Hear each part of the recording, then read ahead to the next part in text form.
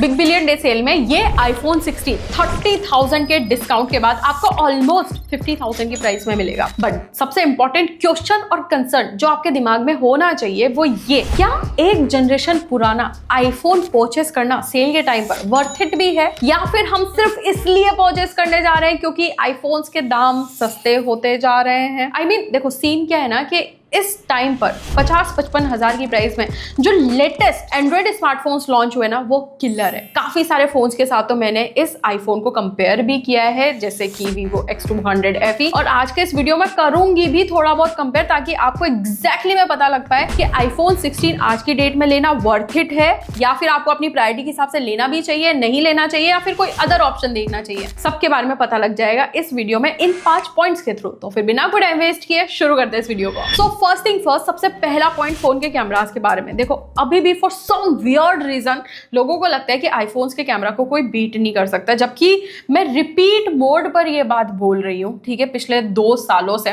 और अब तो काफी क्रिएटर्स ओपनली इस चीज को कॉल आउट करते हैं कि अगर आपको फोटोग्राफी के लिए फोन लेना है ना तो आईफोन तो बिल्कुल भी मत परचेस करना, क्योंकि इसके फोटोज एंड्रॉइड के कंपेरिजन में कहीं पर स्टैंड ही नहीं करते हैं। ये X200 FE है और ये आईफोन 16 है, दोनों के फोटोज को देखो और आप सोचो क्या इनका कोई कंपैरिजन बनता भी है। I mean, डे टाइम पर आपको फिर भी लग सकता है कि हाँ यार अच्छे ही तो फोटोज आते हैं, लेकिन आप थोड़ा भी आर्टिफिशियल लाइट में जाओगे या फिर थोड़ी बहुत भी लाइट की कमी हुई ना, डिटेल्स में आपको फर्क पता लग जाएगा। मतलब ये कहीं पर भी फोटोज के मामले में अच्छा नहीं परफॉर्म करता है, जबकि Vivo X200 FE is one of the क्या मैं बोल सकती हूँ, इज दी बेस्ट ऑप्शन जो आपको 55,000 की प्राइस में देखने को मिलेगा, जिसमें आप काफी अच्छे फोटोज जायज के सपोर्ट के साथ कैप्चर कर सकते हो। ठीक है, अभी क्यों आईफोन को फिर भी लोग परचेस करते हैं कैमरास के लिए, उसके पीछे सिर्फ और सिर्फ एक ही रीजन है, और उसी की वजह से आईफोन के कैमरास इतना हाइप्ड है, वो है इसकी वीडियो कैपेबिलिटी। ठीक है, और कंसिस्टेंसी मोर ओवर मैं बोलूंगी, क्योंकि यहाँ पर क्या है ना, 4K में आप सिनेमैटिक वीडियोस बना सकते हो। इनफैक्ट मेरा पूरा इंस्टाग्राम पे जितनी भी रील्स अपलोड हुई है वो आईफोन से ही मैंने आज तक रिकॉर्ड करी है। पहले मैं आईफोन 15 यूज करती थी, अब मैं आईफोन 16 यूज करती हूँ, और इसके कैमरास काफी ज्यादा किलर है। ऐसा नहीं है X200 FE इसको बीट नहीं कर पाता है। मतलब आप ये दोनों की बुके वाली वीडियो देखो, मतलब सिनेमेटिक वाली वीडियो देखो, आपको देख के लगेगा कि X200 FE भी तो अच्छा है, कहाँ से ये बुरा है। इनफैक्ट कुछ जगह पे आपको ये भी लग सकता है कि शायद ये आईफोन से ज्यादा बेटर है। बट सीन क्या है कि इधर 4K में रिकॉर्ड करने का फिर भी ऑप्शन नहीं है। मतलब आप 1080p में ही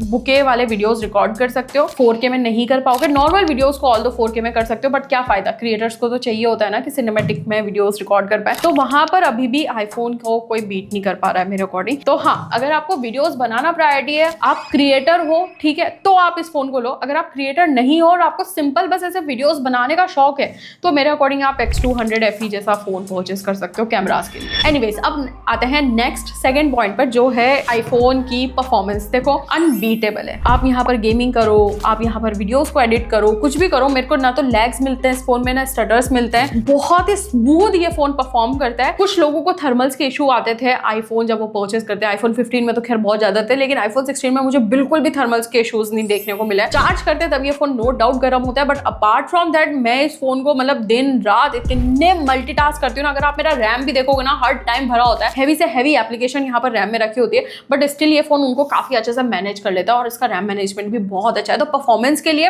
नो डाउट काफी अच्छा है। 55,000 की प्राइस में अगर आप देख रहे हो आईफोन को लेना, तो इसकी परफॉर्मेंस से तो आप काफी हद तक सेटिस्फाइड होने वाले हो। लेकिन हाँ, क्या इसकी परफॉर्मेंस एंड्रॉइड वर्ल्ड में मैच ही नहीं हो पा रही है, तो ऐसा सीन नहीं है। OnePlus 13S काफी अच्छा फोन है अगर आपको एंड्रॉइड में अदर ऑप्शन देखना है। एनीवेज, अब आते हैं नंबर 3 पॉइंट पर, बट उससे पहले अगर चैनल को नहीं सब्सक्राइब किया है तो कर लो, बिकॉज इसी तरह के और भी स्मार्टफोन्स का मैं रिव्यू करने जा रही हूँ इस सेल के टाइम पर, ताकि आप एक बेटर डिसीजन बना पाओ।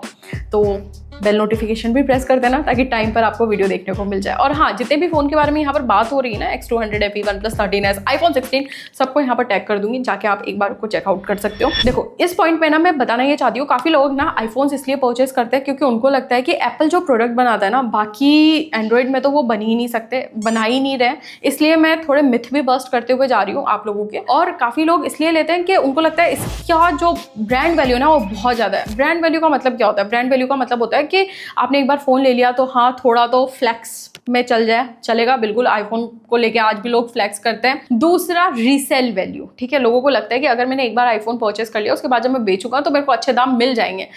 Not true any more. मतलब अभी एंड्रॉइड से तो बेटर है, बट इतना ज्यादा बेटर नहीं है। क्यों? क्योंकि देखो iPhone 16 मैंने परचेज किया नया 80,000 की प्राइस में। फ्लिपकार्ट पर ही नए ब्रांड वैल्यू का प्राइस मतलब जो है वो 50,000 हो गया, मतलब 30,000 तो ऐसे ही कम हो गया। अगर मैं सोचूं कि मैं हाफ प्राइस में फोन को बेच दूं, आई डोंट थिंक सो ये बिकेगा। क्योंकि 40,000 में अगर कोई बोलेगा, मैं उसको बोलूं 40 में ले ले यार, तो बोलेगा भाई 10,000 लगा के तो नया मिल जाएगा फ्लिपकार्ट पर, तो कोई इसको 40 में तो आई डोंट थिंक सो कोई परचेस करेगा।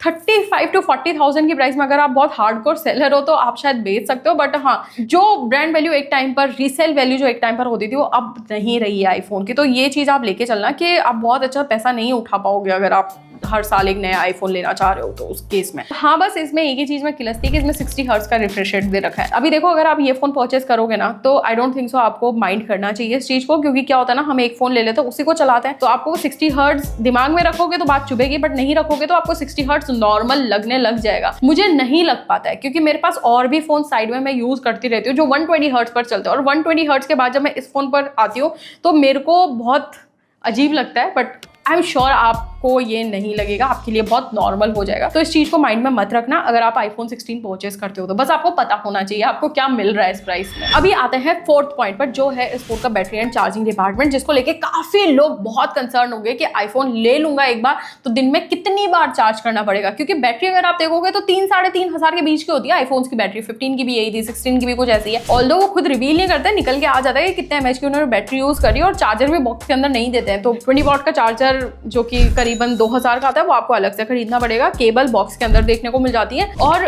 0 to 100% चार्ज करने में ऑलमोस्ट 1 घंटे का टाइम लगता है, जो कि अगर आप ऐसे एंड्रॉइड वाले दुनिया में जाओगे थोड़ा, तो उधर 45 मिनट्स ऐसे में फुल चार्ज हो जाते हैं। और वहां पे बैटरी भी 6,000-6,500 एमएच की मिलने लग गई है अभी, लेकिन यहाँ पर उसकी आधी बैटरी मिलती है। बट ट्रस्ट मी, ये बहुत ही सॉलिड ऑप्टिमाइज्ड है। मैं पिछले 1 साल से इस फोन को यूज कर रही हूँ। iPhone 15 को भी मैंने 1 साल तक यूज किया था। इसकी बैटरी हेल्थ पहले तो आप देख लो कि 1 साल में कितना घटी है, मतलब मेरे अकॉर्डिंग ये बहुत अच्छा चल रहा है, ठीक है। दूसरा, यहाँ पर जो बैटरी बैकअप है ना, मुझे मतलब 7-8 घंटे तक का एसओटी मिल जाता है। ऑल्सो मैं गेमिंग नहीं करती हूँ, बट ट्रस्ट मी, जिस तरह के टास्क मैं करती हूँ ना, वो कोई कम भी नहीं है। उसके बाद भी जिस तरीके का बैकअप ये फोन मुझे प्रोवाइड करता है, मैं काफी हद तक सेटिस्फाइड हूँ। मतलब उतना ही करता है जितना एक 6,000-6,500 वाला एंड्रॉइड फोन मुझे बैटरी बैकअप देता है। तो हाँ, उससे आप परेशान मेरे अकॉर्डिंग बिल्कुल भी नहीं होगे इसके बैटरी बैकअप से। Last but not the least, Apple intelligence इस 5th पॉइंट में डिस्कस करेंगे, बिकॉज काफी सारे लोग iPhone 15 को स्किप करके iPhone 16 को सिर्फ और सिर्फ इसलिए परचेस करेंगे क्योंकि इसमें एक्स्ट्रा एडिशनल फीचर जो है वो एप्पल इंटेलिजेंस ही यहाँ पर स्टैंड आउट होता है। बट क्या आपको उसके लिए लेना चाहिए? ये तो खैर मैं क्लियर करूंगी iPhone 15 वर्सेस 16 वाले नेक्स्ट वीडियो में। बट मैं आपको ये बता दूं कि आईफोन के जो एप्पल इंटेलिजेंस वाले फीचर्स है ना, देखो मेरे को सरदर्दी दे देते हैं। मैं उनको जब भी यूज करती हूँ ना, मैं बिल्कुल भी सेटिस्फाइड नहीं होती हूँ। ऐसा नहीं है वो अच्छे से काम नहीं करते हैं, इट जस्ट वो इतना सिंपल नहीं है। उनको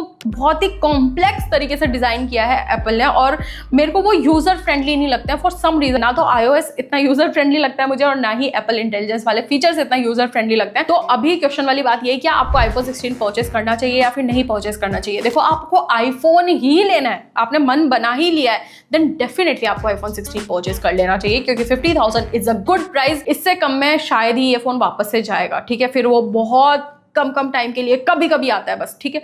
तो अभी आप आराम से इस फोन को ले लो, iPhone 16 को, ठीक है। बट क्यों लेना चाहिए आपको, ये बात पता होनी चाहिए। अगर आपको iPhone 16 मतलब आईफोन लेने के चस्के हैं, ठीक है, एक तो उस लिए। दूसरा, अगर आपको बेस्ट वीडियोग्राफी के लिए फोन चाहिए, जहां पर आपको कंटेंट बनाना है फोन से, तो आपको आईफोन लेना चाहिए। अगर आपकी ये दोनों ही प्रायोरिटी नहीं है, आपको सिर्फ एक अच्छा फोन लेना है 50,000 की प्राइस में, तो मैं बोलूंगी इसको स्किप करके काफी सारे एंड्रॉइड फोन रखे हैं मार्केट में, आप उनको जाके परचेस कर सकते हो, जो आपको हो सकता है इससे भी सस्ती प्राइस में मिल जाए। आई होप आपको मेरा पॉइंट क्लियर हो गया होगा। अगर ये वीडियो पसंद आया, लाइक जरूर से करिएगा। बाकी तो मैं आपको मिलती हूँ हमारे नेक्स्ट वीडियो में।